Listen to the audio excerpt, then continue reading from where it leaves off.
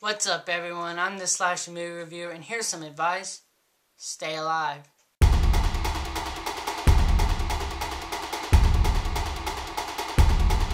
Now, The Hunger Games takes place in the future in this nation called Panem, or Panem, however you prefer to call it. I read it as Panem in the book, so that's what I call it. The nation of Panem, which is broken down into 12 districts, and each district is known for little things, like District 4 was fishing, District 3 is technology, District 11 is agriculture, and District 12 is mining. And each district is known for certain things to help keep things in order, but there was actually a 13th district that rebelled, so the capital, to show how cruel they are and to keep things in line, they forced one boy and one girl from the ages of 12 to 18 to fight to the death on a live television event known as the Hunger Games. And we follow Katniss Everdeen from District 12 and Peter Millark, who also gets chosen from District 12, as they are forced to fight and give up everything so the Capitol can have their little show.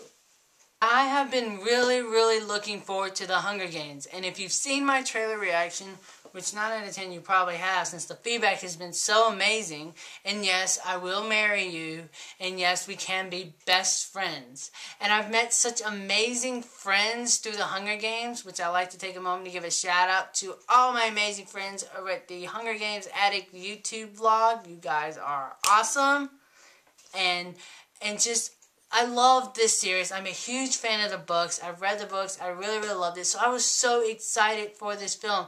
And every time we would get more news about this film and just build the excitement meter to the point where it was insane, and I was probably madly obsessed with it.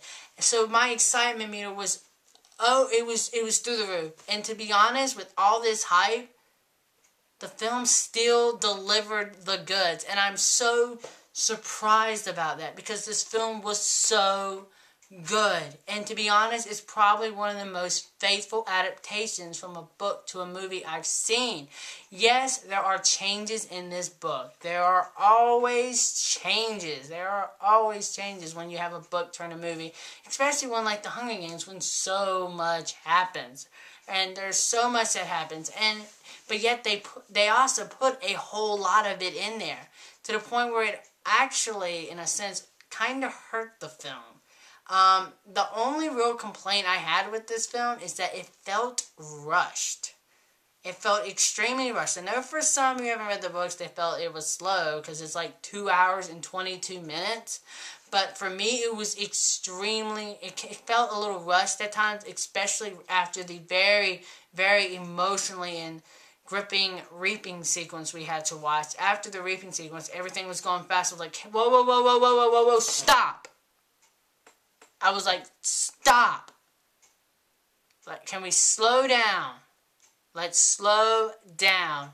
And then we get to the games. And let me tell you, let's talk about the games. Reading the books, it was very R-rated. It's very gruesome. It's very intense.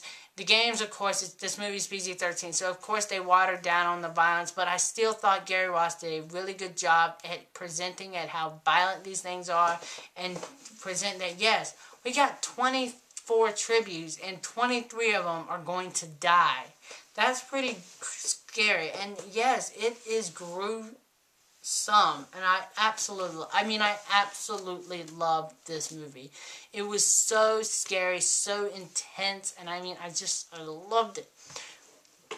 One of the biggest things I loved so much about this film was the acting. Everyone in this film is so superb. Jennifer Lawrence owns this film. She is a knockout. Her performance as Katniss Everdeen is one for the books. It is so on point with Katniss Everdeen. Jennifer Lawrence nails it. It's phenomenal. Also, Woody Harrelson as Haymitch, crazy. Caesar Flickerman, played by Stanley Tucci. Oh my god, every time this guy started speaking, I'd have the biggest grin on my face, because he was so hilarious and so fun to watch. And it's an epic movie on a grand scale that truly will satisfy the die-hard fans of the books. Now, it's not going to satisfy the nitpickers. And if you're a nitpicker, boy, oh boy, do you need to stay away.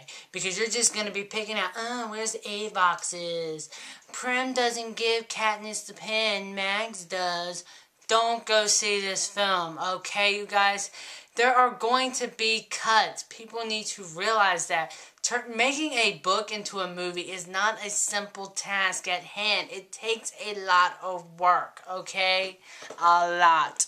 And just a lot of work had to be done with this. And Gary Ross, I thought, did a really good job working with Susan Collins and creating this world. I really, really like what he did with the Capitol people.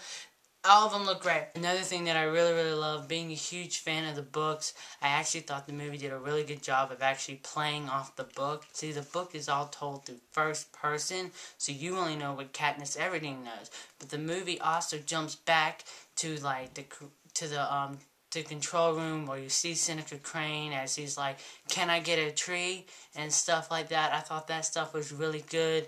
I loved how the books and the movie sort of play with each other. Like, if you read the books, you know what Katniss Everdeen is thinking.